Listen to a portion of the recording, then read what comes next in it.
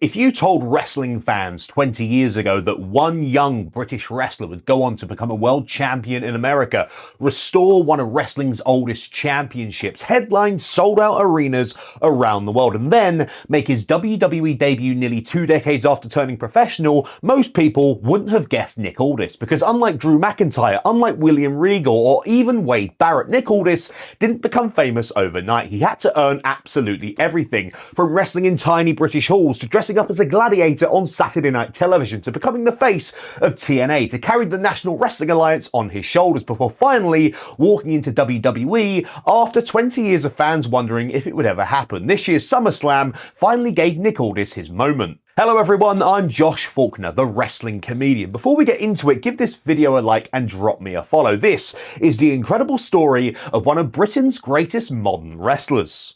Nick Aldis wasn't born into wrestling royalty. He was born Nicholas Aldis in Docking, Norfolk in 1986. Growing up, he loved bodybuilding and athletics before discovering professional wrestling. Nick came through the modern British independent scene after beginning training at the Dropkicks Wrestling Academy in his teens and debuting professionally in 2004. He wrestled for promotions including All Star Wrestling and WAW while learning from several respected British trainers. Even then, people noticed something. He wasn't the flashiest wrestler, he wasn't doing moonsaults, but he looked like a superstar. 6'4", broad shoulders, movie star confidence. He had presence. Then, something unexpected happened. Before becoming internationally famous as a professional wrestler, Nick became a gladiator. In 2008, Sky revived Gladiators. Nick was cast as Oblivion. It sounds almost unbelievable today. One future world champion running through smoke, knocking contestants off giant platforms on Saturday night television. Even fellow wrestler Mason Ryan appeared alongside him as Goliath. For many British viewers, that was actually their first introduction to Nick Aldis. But while millions watched him on television, he still wanted one thing: to become one of the world's best professional wrestlers. In late 2008, TNA came calling. This was huge. At the time, TNA had Kurt Angle, Sting, AJ Styles, Samoa Joe, Jeff Jarrett, Mick Foley, Booker T. It genuinely felt like the #2 wrestling company in the world. Nick debuted as Brutus Magnus. Initially, the gladiator gimmick continued. Helmet, Roman look, powerhouse presentation. But before long, TNA realized there was something much more interesting: a proud British heel. One of the smartest ideas TNA ever had: the British invasion. Magnus, Doug Williams, Rob Terry. The trio became arrogant British villains invading America. The gimmick worked. Magnus and Doug Williams became multiple-time TNA Tag Team Champions and even captured the IWGP Tag Team Championship during their run, helping establish Aldis as more than just a prospect. For the first time, a British wrestler looked like a genuine future main eventer. Then came the biggest moment. Magnus won the TNA World Heavyweight Championship. Not only was he world champion, he became the first British-born wrestler ever to win TNA's top title. Think about that. Years before Drew McIntyre became WWE champion, years before British wrestling exploded again, Nick Aldis had already become a world champion in America. But his reign divided opinions. Some fans loved the old school presentation. Others thought that TNA never fully got behind him. Eventually, his time with TNA came to an end. This is where many careers fade away. Not Nick Aldis. Instead of chasing WWE immediately, he rebuilt himself. He dropped Magnus. He became Nick Aldis. More serious, more polished, more confident. Then, Billy Corgan brought the National Wrestling Alliance and Nick Aldis became the centerpiece. This chapter doesn't get talked about enough. The NWA wasn't the NWA people remembered. It wasn't selling out arenas. It wasn't making headlines. But Billy Corgan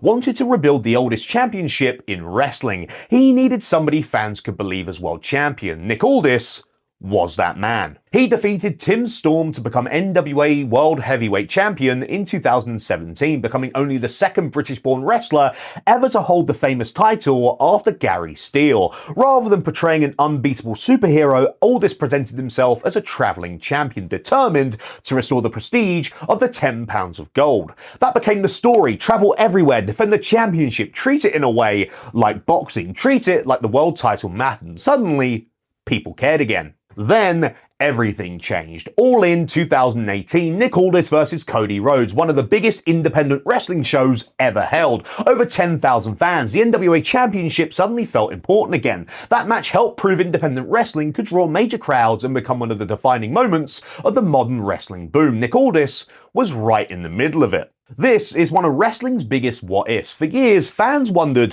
why isn't Nick Aldis in WWE? He had the size, the look, the promo ability, the experience. Instead, he kept becoming better. Sometimes, not getting signed immediately actually helps, but by the time WWE finally called, he wasn't a prospect anymore. He was already one of the most accomplished British wrestlers of his generation. In 2023, Nick Aldis finally arrived in the WWE, not as a wrestler, but as SmackDown General Manager. It surprised people, but it worked. He was calm, professional, authoritative. Very quickly, he became one of WWE's best authority figures because he rarely overshadowed the wrestlers while still feeling believable in the role. He also initially joined WWE behind the scenes as a producer before being introduced on television by Triple H himself. Then, everything changed again. Gunther challenged him. Fans weren't sure what to expect. Nick Aldis hadn't wrestled in 3 years. Would he still have it? But then the music hit. Not a generic, awful WWE Death Rebel theme, but the best band in the world, Oasis, with Morning Glory, a very British entrance that instantly connected with the audience and drew a huge reaction.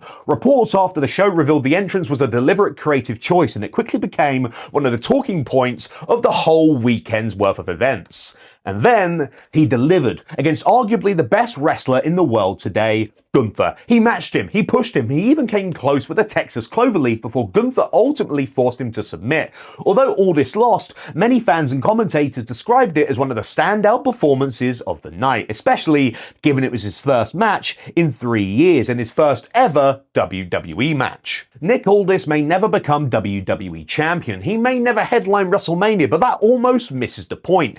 Very few British wrestlers have achieved what he has. A TNA World Champion, a two-time NWA World Heavyweight Champion, the man who helped restore one of wrestling's most historic championships, a respected backstage leader, and now finally, even if just for the night, a WWE superstar. Sometimes the longest journey makes the biggest arrival. But now, it's over to you. What were your thoughts on Nick Aldis' SummerSlam WWE in-ring debut? Where does it go next for him? Let me know in the comments. And if you want more wrestling stories, opinions, and laughs, you know what to do. And remember, I'll see you on the next one.